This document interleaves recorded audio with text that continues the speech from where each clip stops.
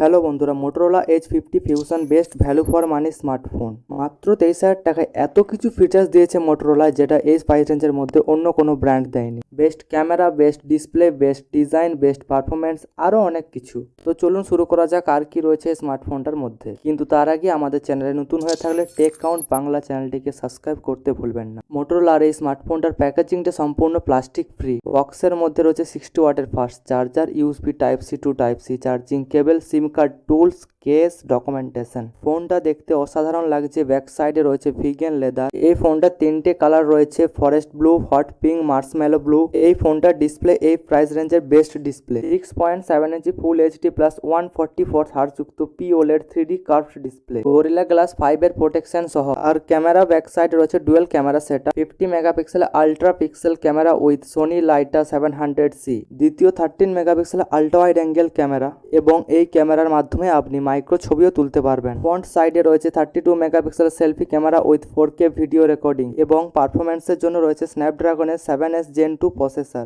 এছাড়াও মোটরোলা এই ফোনটাতে IP68 এর প্রোটেকশন দিয়েছে, এবং স্মার্ট ওয়াটার টাচ, যেটি ফোনটিকে জলে কার্যকর রাখে। 5000 mAh battery, 60 watt fast charge.